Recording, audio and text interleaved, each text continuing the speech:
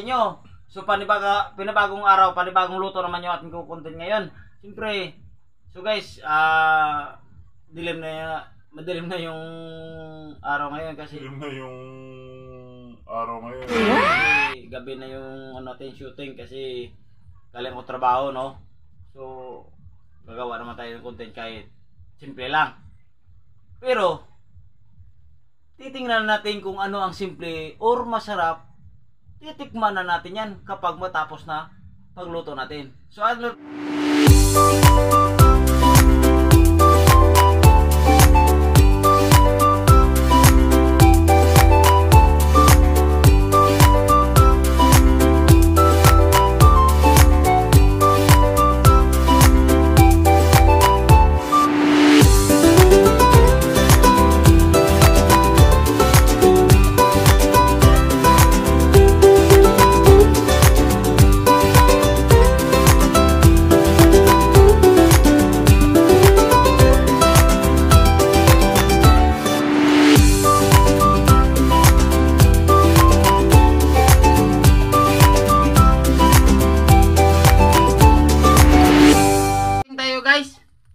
bawang, luya, sibuyas, all together na.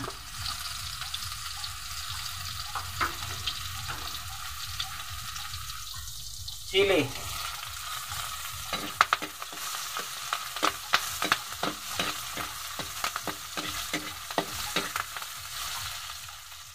So guys, na-reduce na yung ating mga ingredients.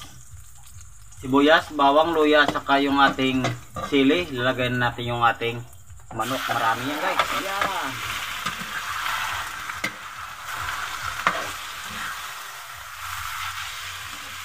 Gisa natin ng maayos to guys yung ating manok para lalong mawala yung lansa at lalong sasarap yung ating linuluto. Diba sa ating pagigisa ng ating karne, dapat yan, di mawala yung ating pampalasa, asin. At tak lang muna.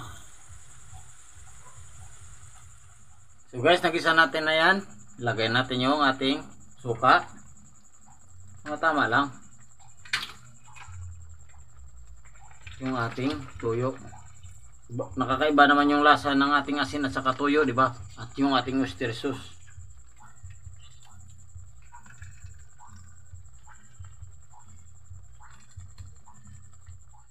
Siyempre, lagyan natin ng tubig para papangpalambot. At lalagay natin yung ating chicken cube. Lagyan natin yung ating pamintang durog at saka yung laurel para lalong bumango yung ating linuluto.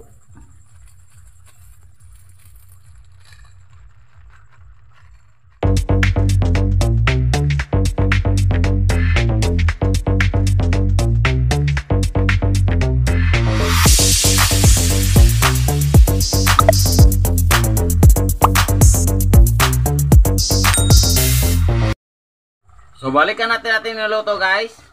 Yan, kita nyo naman yan. Yan, malambot na. Ilagay natin yung ating tomato sauce.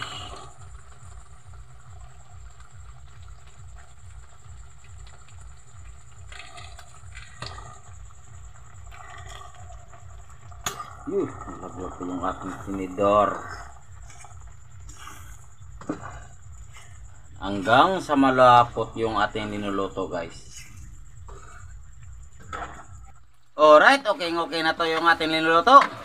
Yan, nagmamantika na. Yan, kahit iga niya bratin. Good.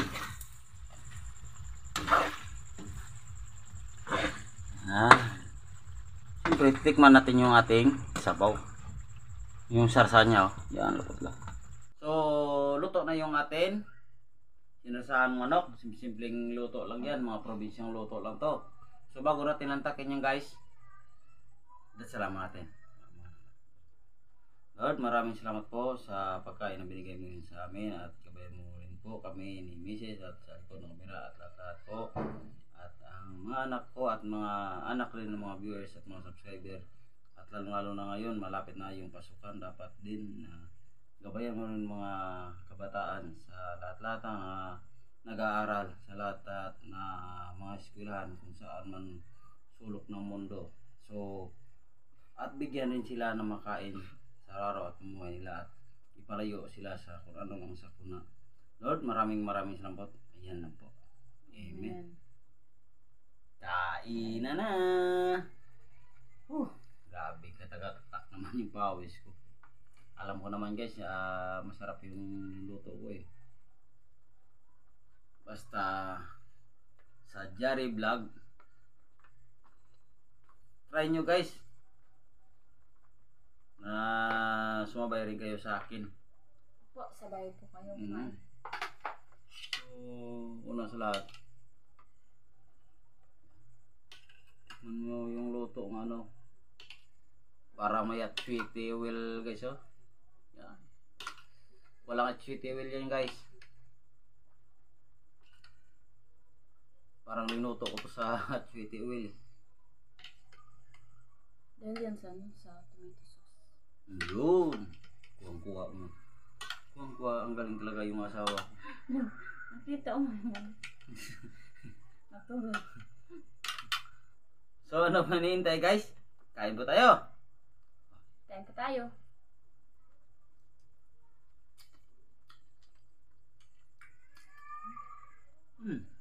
Sarap.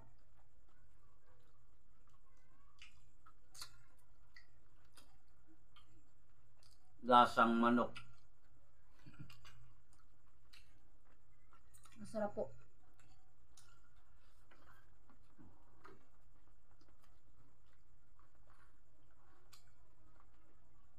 Nakakaibang luto na sinasahan manok.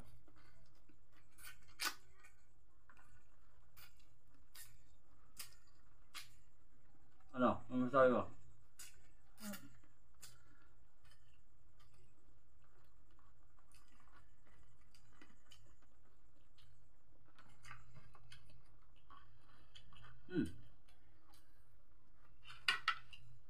Ano pa yung hintay dyan? Tara na, kain po tayo.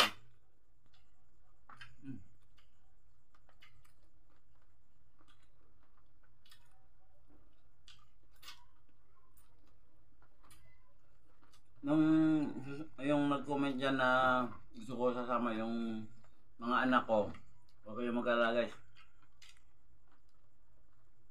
Sa susunod. Darating tayo dyan. Yan ngayon, yung mga anak ko busy pa sa mga gamit nila. Pag mahiya pa mga ano, harap sa kamera.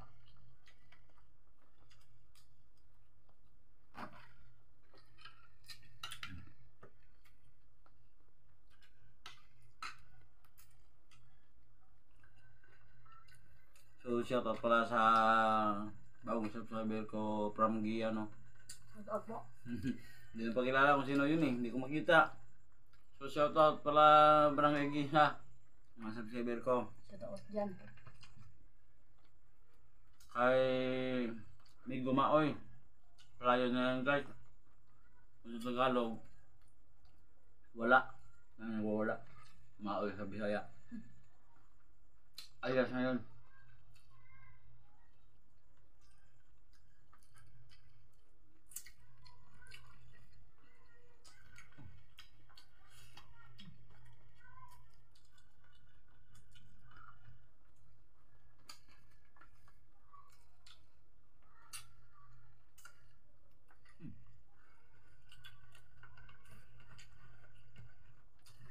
Grabe no, lumabas talaga yung ano.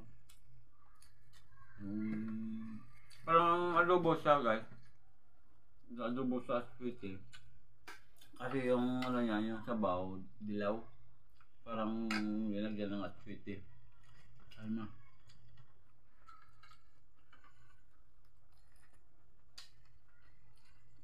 Try nyo guys, yung ganitong luto guys.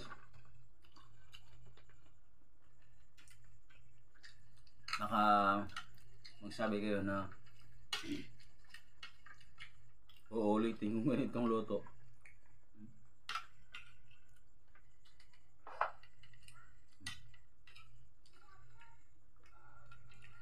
Yun guys, kung maliwanag lang, maliwanag yung mata, Hindi talaga yung dilaw.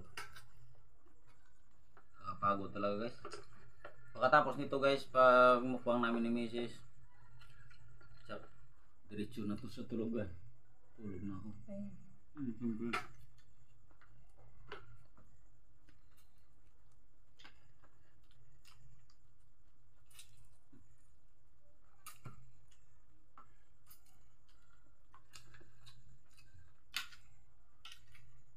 Ito. Tira ka ng tira para tumaba ka naman. Nasisimo akong lumayayat ka.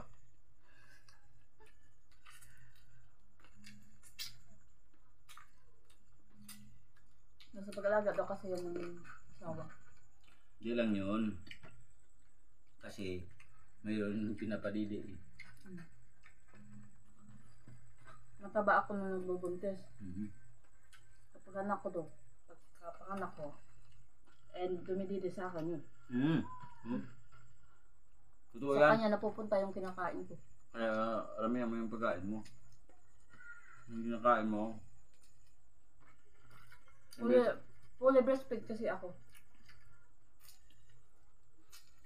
Dahil guys, sumusunod lang kami sa patakaran ng doktor. Tama yun. Yung pag ano sa akin. Tama? Hindi. Full repeat. Kasi mas maganda talaga sa bata yung halos sa mga sanggol.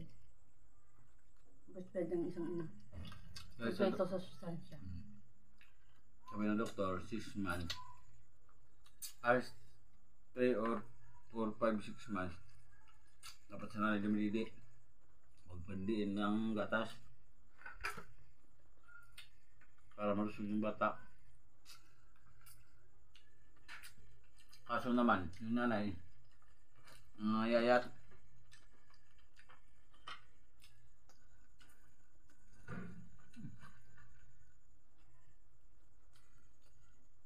Wow, kanin na naman. Oh. Nakakatakam na. Napaparami ka ng rice. Siyempre. Basta luto ni Jari yan. So yung nagsasabi pala na yung magsabay sa akin mag-vlog. Mrs. Lam. Para tayo ng schedule. Kasi tayo ng schedule. Kung kailan, anong oras. Dahil ako, pabukas klase na ngayon. Parang busy na tayo. Kasi 4 yung anak ko nag-aaral. Mayroon pa ko bunso na maliliit. 3 high school at 1 elementary. Pero sa mga Sabado, Domingo, tama yun. Piling-piling tayo sama. Kahit saan pa yung gusto mo.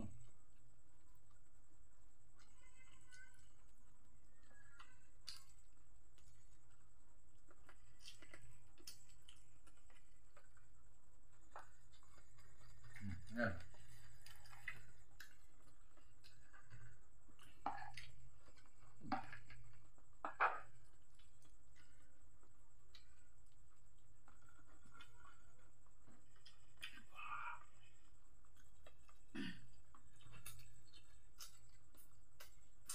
No.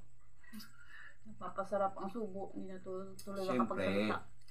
alam mo naman pagod, gutom, nagluto pa. Yung Wow. Sana all.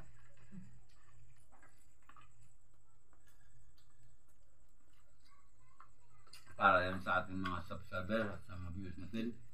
At lalo na para sa mga anak ko. Kasi naghintay sila ng ulam sa hapunan.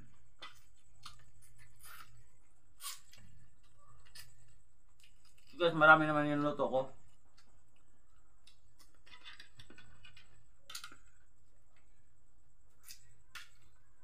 Kaya nga pala, kung sino gusto kumain dyan, paibisi ko lang yung tira.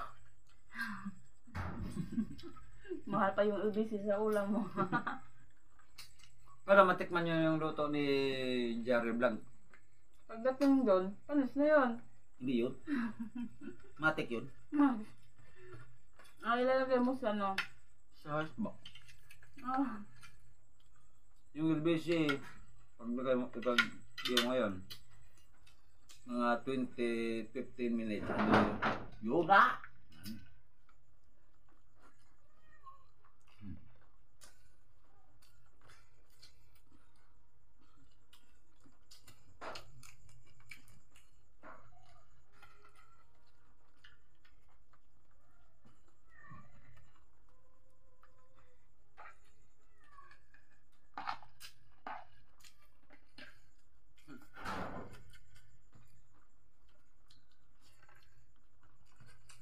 kain ka pa? Oo. Ano pa ba? Ano? Naubos natin yung kanin.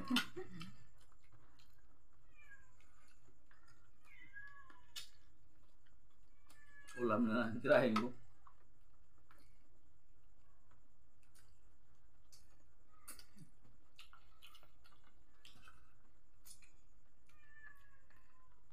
Sa totoo guys, sa totoong buhay ko, ngayon ako nagluto ng ganitong luto dito sa bahay. Luwas na sa iba. Ngayon, papatikin kay Mrs. sa mga anak ko.